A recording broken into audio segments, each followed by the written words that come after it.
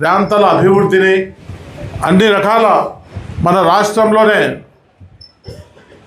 ఎవరు ఉన్నారు అంటే వరదరాజిరెడ్డి గారు ఉన్నారు అని చెప్పి ఇప్పుడు విడిపోయిన రాష్ట్రంలో ఉమ్మడి రాష్ట్రం కూడా పేరు ప్రతిష్టలు ఉన్న వ్యక్తి మన వరదరాజిరెడ్డి గారు. అటువంటి ఎమ్మెల్యేను వెన్నుకోవడం పొద్దుటూరు నియోజకవర్గం మనం ఆయన దగ్గర పనిచేయటము మన అదృష్టంగా నేను భావిస్తూ ఉన్నాను.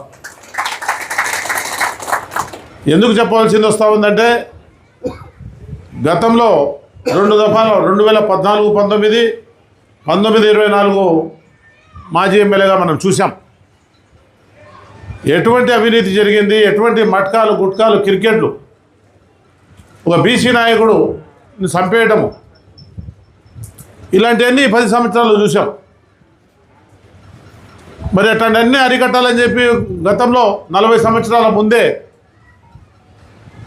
ఆ రోజు ఫ్యాక్షన్ రాజకీయాలు చంద్రన్న, రమణారెడ్డి, వరదారెడ్డి, రోజుకొక కూని, రోజుకొక వీధిలో రౌడీలు, పేరు చెప్పాలంటే భయం. అటువంటి పరిస్థితుల్లో రాజకీయాలకు వచ్చిన పెద్దాయన ఈ సమావేశానికి రావటము చాలా సంతోషము. మనమంతా కూడా గర్వించదగ్గ విషయం అని చెప్పి మిమ్మల్ని అందరినీ, ఎందుకంటే ఆ వయసు వాళ్ళు చాలా తక్కువ ఉన్నారు. ఇప్పుడు యువత వస్తూ ఉంది, యువతకు తెలియదు ఎటువంటి పరిస్థితుల నుంచి వరదరెడ్డి గారు పుట్టారు, వరదరెడ్డి గారు వచ్చారు. ఆ రోజు పరిస్థితులు ఏంది, ఈరోజు పరిస్థితులు ఏంది, ప్రొద్దుటూరుగా ఏదైనా జరిగింది, ఏదైనా చేశారు అంటే వరదరెడ్డి గారు చేశారా, వేరే వాళ్ళు చేశారా అనేది మనమంతా తెలుసుకోవాలి. ఎందుకంటే అబద్ధాలు చెప్పేటోళ్ళు ఎక్కువైపోయినారు. జనం కూడా అబద్ధాలను నమ్మే రోజులు వచ్చేసినాయి. ఎవరైతే 10 మాటలు 10 రకాలుగా అబద్ధాలు చెప్తారో అబద్ధం కూడా నిజమేమో అనే ఆలోచన కలుగుతూ ఉంది. కాబట్టి ఆయన గురించి ఎంత చెప్పినా తక్కువే. పెద్దలు చెప్పినారు ఆయనకు మినిస్టర్ చేయాలని, చాలా ప్రయత్నాలు చేస్తూ ఉన్నాం.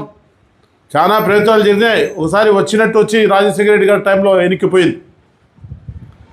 ఇప్పుడు కూడా మన జిల్లాలో మన పొద్దుటూరు నియోజకవర్గంలో తెలుగుదేశం పార్టీ ప్రతి కార్యకర్త ఆయనకు మంచి పొజిషన్ రావాలా, ఒక ఎమ్మెల్యే నుంచి ఒక మినిస్టర్ రావాలా, మన పొద్దుటూరు ఇంకా దినదిన అభివృద్ధి జరగాల అనే ఆలోచన అందరికీ ఉంది. కాబట్టి ఆయనకు మరి ధన్యవాదాలు, కృతజ్ఞతలు. తర్వాత ఈ అంజుమన్ అహ్లే ఇస్లాం కమిటీ ఏర్పాటయ్యి 120 సంవత్సరాలు అయింది. ఈ 120 సంవత్సరాలలో ఎంతోమంది పూర్వీకులు ప్రెసిడెంట్లుగా, సెక్రటరీలుగా పనిచేసి ఒక సంస్థను ఏర్పాటు చేసిపోవడం జరిగింది. దాంట్లో భాగంగా మేమందరం ఇప్పుడు ఇక్కడ ఉండేటోళ్ళం, స్టేజ్ మీద ఉండేటోళ్ళం ఒక 40-45 సంవత్సరాల నుంచి 1980 నుంచి పనిచేస్తూ వస్తాం. రకరకాలుగా దినదిన అభివృద్ధి అయితేనేమి, మనకు కావాల్సిన సౌకర్యాలు అయితేనేమి, ముస్లిం కమ్యూనిటీకి పండుగలు ఏదైనా జరుపుకోవాల్సిన తారీఖులు నిర్ణయించడం అయితేనేమి ఈ అంజుమన్ అహ్లే ఇస్లాం కమిటీ చేస్తూ ఉంది. దాంట్లో భాగంగా నన్ను మళ్ళా ప్రెసిడెంట్గా ఎన్నుకోవడం జరిగింది. నేను తెలుగుదేశం పార్టీలో ఒక క్రియాశీలక కార్యకర్తగా ఉండాలని ఎమ్మెల్యే గారు పదే సీఎం గారికి చెప్పి నాకు ఈ షేక్ కార్పొరేషన్ చైర్మన్ కూడా ఆయన ద్వారా వచ్చిందని చెప్పి మళ్ళీ నేను ఒకసారి మిమ్మల్ని అందరినీ తెలియజేస్తున్నాను. ఎందుకంటే ఇచ్చేటోళ్ళకు ఉన్న కోరిక ఉన్నా, ఇవ్వాలనుకున్నా ఎన్నో అడ్డంకులు ఉంటాయి. ఒకటితో 10 సార్లు చెప్తే తప్ప ఏది కూడా జరగలేని పరిస్థితిలో ఈరోజు పరిస్థితులు ఉన్నాయి. ఎందుకంటే పోటీతత్వం ఎక్కువైపోయింది, అందరూ ప్రతి ఒక్కళ్ళు ఆశించడం ఎక్కువైపోయింది. గతంలో రాజకీయాల్లో చాలా తక్కువ మంది ఉండేటోళ్ళు, అందరికీ అవకాశాలు వచ్చేది. ఇప్పుడు రాజకీయాల్లో ప్రతి ఒక్కళ్ళు ముందుకు వస్తున్నారు. కాబట్టి రాజకీయ అవకాశాలు తక్కువ అయిపోతూ వస్తూ ఉన్నాయి. నేను అందరికీ పేరున అంజుమన్ అహ్లే ఇస్లాం కమిటీ మాజీ ప్రెసిడెంట్లకైతేనేమి, మన సర్ఫరస్సులకైతేనేమి, కమిటీ సభ్యులకైతేనేమి అందరికీ మీరు ఈ సమావేశానికి పిలుస్తానే అందరూ మా అంజుమన్ కమిటీ మీద గౌరవం ఉంచి మీరు అందరూ ఇక్కడికి హాజరై నన్ను సన్మానించిన దానికి వచ్చిన మీ అందరికీ పేరున అందరికీ కృతజ్ఞతలు, ధన్యవాదాలు, నమస్కారాలు. అస్సలాము అలైకుం. మనకు షేక్ కార్పొరేషన్ చైర్మన్ పొద్దుటూరుకి రావటం ఒకటి, ఇంతవరకు స్టేట్లో కార్పొరేషన్ పదవులు పొద్దుటూరుకు ఇంతవరకు రాలేదు. ఇప్పుడు రాష్ట్రంలోనే Shaik corporation chairman, Shaik corporation మనకు ముస్లిం మైనారిటీ ఉంది, ముస్లిం వెల్ఫేర్ ఉంది, ముస్లిం మైనారిటీ వెల్ఫేర్ ఉంది. షేక్ కార్పొరేషన్ అనేది ఎందుకు వచ్చింది? దీనికి ఏంది ప్రాధాన్యత అంటే, మేము షేకులుగా ఉండేటోళ్ళము బడుగు బలహీన వర్గాలతో సమానంగా మనము ఉద్యోగ అవకాశాలు తక్కువ ఉన్నాయి, పనులు పాటలు కూలీ నాలి చేసుకొని బతుకుతున్నాము. మాకు బీసీలో కలిపి బీసీఈ కింద రాజకీయ పదవులు కానీ ఉద్యోగ అవకాశాలు కావాలని ఉద్యమాలు చేయడం జరిగింది. ఆ ఉద్యమాల్లో భాగంగానే షేక్ మొఘల్ పఠాన్ అనే దాంట్లో సయ్యద్లు ఉన్నారు, పఠాన్లు ఉన్నారు, మొఘళ్ళు ఉన్నారు, షేకులు ఉన్నారు. షేకులకు సంబంధించిన వాళ్ళే ఎక్కువ టీ అంగళ్ళు కానీ, మెకానికలు కానీ, చిన్న చిన్న వ్యాపారాలు చేసుకుని జీవించేటోళ్ళు కానీ, కొన్ని ప్రాంతాల్లో అయితే మంగళ పని కానీ సాగల పని కానీ చేసి బతికేటోళ్ళలో మన షేకులు ఉన్నారు. ఈ షేక్ కార్పొరేషన్ అనేది పెట్టి వీళ్ళకు ఫండ్స్ ఏదైనా ఏర్పాటు చేసి ఈ షేక్ కార్పొరేషన్లో వీళ్ళకు అభివృద్ధి చేయాలా అనే ఆలోచనతో ఈ షేక్ కార్పొరేషన్ ఏర్పాటు చేయడం జరిగింది. మనకు కేంద్ర ప్రభుత్వం కూడా అనుమతి ఇవ్వడం జరిగింది. మనం ఈ షేక్ కార్పొరేషన్ 2 సంవత్సరాల కాల పరిమితి ఉంది. ఈ 2 సంవత్సరాల పరిమితిలో మనం ఏం చేయాలా, డెవలప్మెంట్ అంటే ఏం చేసుకోవాలా, డబ్బులు సంచులు తీసుకొని చేయాలా, వీళ్ళకి ఏదైనా చదువుకునే వాళ్ళకు ఇంటర్వ్యూలు ట్రైనింగ్ ఇచ్చి ఏదైనా ఉద్యోగ అవకాశాలు కల్పించాలన్నా, ప్రైవేట్ కంపెనీల్లో ఏదైనా అవకాశాలు కల్పించాలన్నా, ఈ పూలు పండ్లు మెకానికులు వీళ్ళు అమ్మేటోళ్ళకంతా ఏ విధంగా అభివృద్ధి చేయాలా, ఒక ప్రణాళిక తయారు చేసుకొని మన సీఎం గారి దగ్గర వడదరెడ్డి గారి ద్వారా తీసుకొని పోతే ఆ ప్రణాళికను ఆయన ఆమోదిస్తే మనందరికీ ఏదో ఒక రకమైన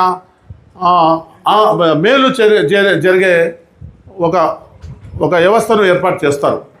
ఇప్పుడు బీసీ షేక్ కార్పొరేషన్ అంటే బీసీల కింద గెలిపింది. ఈ బీసీ కార్పొరేషన్లో షేకులు ఉన్నాం. మరి బీసీలకు ఇచ్చిన లోన్లే మనకు రావాలంటే వాళ్ళకే సరిపోవడం లేదు, మళ్ళీ మేము అదనంగా దాంట్లో పోతున్నాం.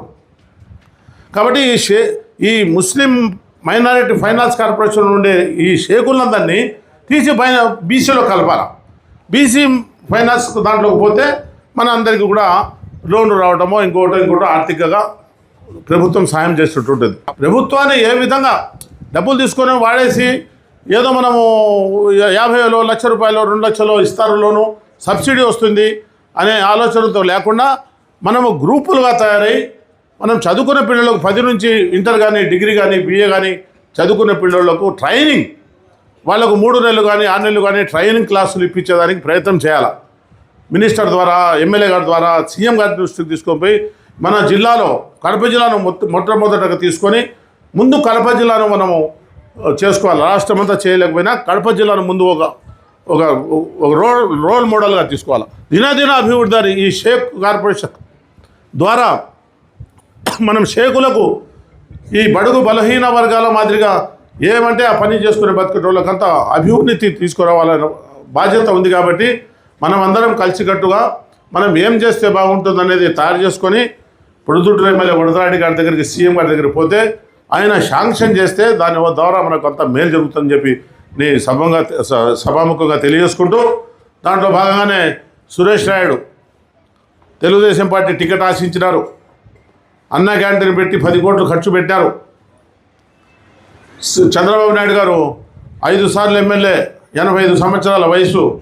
వడదరెడ్డి గారే సర్వేలో పేరు వచ్చింది, సర్వే ఆయనకు టికెట్ ఇస్తాము, ఆయనకే ఎలక్షన్ చేయాలని చెప్తే ఆయన ఆశించిన వాడు కూడా మొత్తము సురేష్ నాయుడు తిరిగి వడదరెడ్డి గారికే ఎలక్షన్ చేయాలని చెప్పి అందరికీ చెప్పి ఎలక్షన్ చేయించడం జరిగింది. ఆయన కూడా మనకు రాజకీయంగా కానీ ఆర్థికంగా కానీ చంద్రబాబు నాయుడు గారు మన ఎమ్మెల్యే ద్వారా కానీ ఇంకొకటి కానీ ఆయన కూడా మంచి పొజిషన్ రావాలని చెప్పి ఆ భగవంతుని మనం కోరుకోవాలి. ఎందుకంటే ఆర్థికంగా ఇప్పుడు జిలాని గారు చెప్పినట్టు 10 లక్షల రూపాయలు మనం నజుల్లా కాంపౌండ్ గోడకు అవసరమైతే మన వాళ్ళు ఆర్థికంగా బాగలేరు కాబట్టి 10 లక్షల రూపాయలు మెటీరియల్ సాయం చేసినాడు జరిగింది.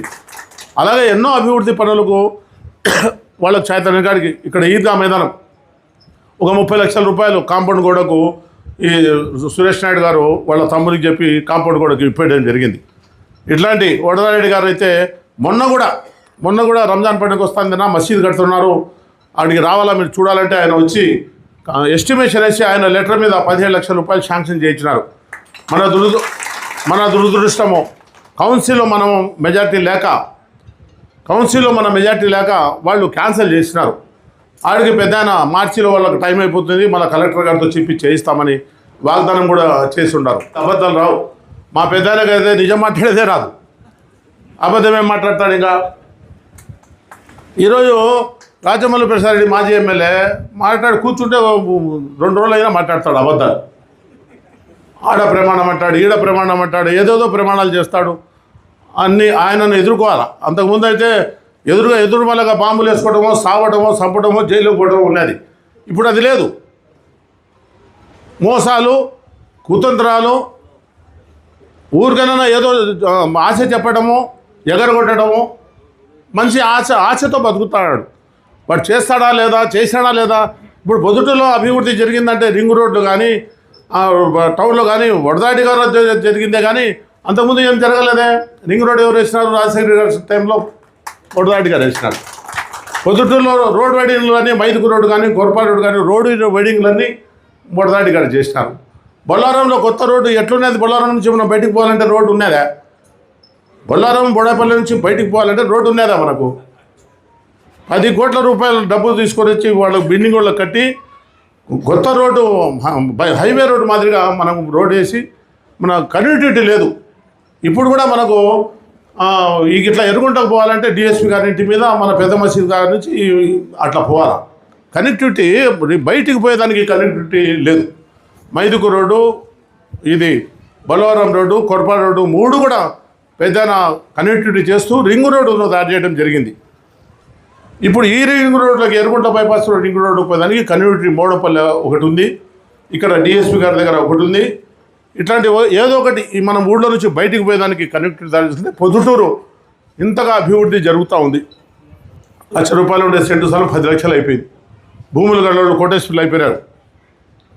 మనకు రాజకీయంగా ఏం జరుగుతూ ఉంది, పొద్దుటూరుకు మనం ఎవరు ఏం చేస్తున్నారు అనేది కూడా మనకు రాజకీయ అవగాహన కూడా మనకు పొద్దుటూరు ముస్లిం ప్రజలకు అవసరం ఉంది. అవకాశం ఇచ్చిన పెద్దలు మా పెద్దయిన వడలరెడ్డి గారికి, సురేష్ నాయుడు గారికి, మరీ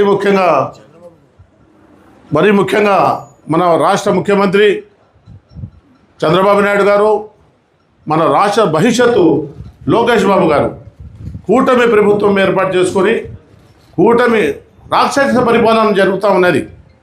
జగన్ రెడ్డి పరిపాలన రాక్షస పరిపాలన, కూల్చివేతల పరిపాలన. ఎక్కడ చూసినా దొమ్ములు, దౌర్జన్యాలు. ఎవరన్నా మాట్లాడితే జైల్లో వేయటము, ఎవరన్నా మాట్లాడితే కొట్టడము, ఎలక్షన్ లేకుండా జరుపుకోవాలనే ఆలోచనతో పనిచేస్తున్నారు. గతంలో మేము చూసాం, పొద్దుటూరులో 9-10 వార్డులు ఇనామినేషన్ చేసుకున్నారు, నామినేషన్ వేయనిలే. అటువంటి పరిస్థితుల్లో మాట్లాడటం అంతా నిలబడి ఎలక్షన్ జరిపించినాం. ఓటమి గెలుపు సరే, దౌర్జన్యం చేసినారు, మమ్మల్ని అంతా జైల్లో వేసినారు, దౌర్జన్యం చేసి గెలుచుకున్నారు. అది కాదు కదా ప్రజాస్వామ్యంలో ఓటర్ను ఓటు దగ్గరికి పోనీయాల. మా పెద్దను ఎప్పుడు చెప్తూ ఉంటాడు, ఓటరు స్వేచ్ఛగా ఓటు వేయనిచ్చినప్పుడే స్వేచ్ఛ స్వాతంత్రాలు ఉన్నట్టు. మనం దౌర్జన్యం ఏదో జరుగుతుందని మనం దౌర్జన్యం చేస్తే పేదవానికి కానీ ధనికునికి కానీ ఓటు హక్కును లేకుండా చేస్తే మనకు ప్రజాస్వామ్యం ఎట్లా ఉన్నట్టు అని చెప్తూ ఉంటాడు. అదేవిధంగా మనం అందరం కూడా ఆలోచించి మంచి నాయకత్వాన్ని, దౌర్జన్యం లేకుండా మన శాంతియుతంగా ఉండే నాయకత్వాన్ని మనం ఎన్నుకోవాలా. మనం అందరం కూడా పెద్దనే ఉండాలని చెప్పి మీ అందరికీ మరొకసారి తెలియజేసుకుంటూ, నాకు ఈ అవకాశం ఇచ్చిన పెద్దలందరికీ ధన్యవాదాలు తెలియజేసుకుంటూ, నేను చెప్పింది మీరు అర్థం చేసుకొని మనం గ్రూపులుగా తయారై మన జీవనోపాధి కోసము ఏం చేస్తే బాగుంటుందో మీరు సలహాలు కూడా ఇస్తే సీఎం గారి దృష్టికి తీసుకొని పోయి ఈ షేక్ కార్పొరేషన్ ద్వారా అందరికీ ఏ విధంగా న్యాయం చేయగలుగుతామో చేస్తామని చెప్పి మరీ ముఖ్యంగా తెలియజేసుకుంటూ సెలవు తీసుకుంటున్నాను. ఈ వివాహాది శుభకార్యములకు, పుట్టిన రోజులకు, మీటింగులకు అత్యాధునిక సదుపాయాలతో ప్రొద్దుటూరు వాసవి సర్కిల్ వద్ద నుంచి అతి సమీపాన మీకు అందుబాటు ధరలలో happy banquet AC function hall మీకు స్వాగతం పలుకుతుంది. మా ఫంక్షన్ హాల్ నందు వంట సామాగ్రి మరియు విశాలమైన కార్ పార్కింగ్, అతి తక్కువ మెయింటెనెన్స్ ఖర్చుతో ఏ ఫంక్షన్ అయినా మా happy banquet AC function hall నందు జరుపుకొని ఆనందాన్ని పొందండి. బుకింగ్ కొరకు సంప్రదించండి. మా సెల్ నంబర్ 9100600238 7799 000211.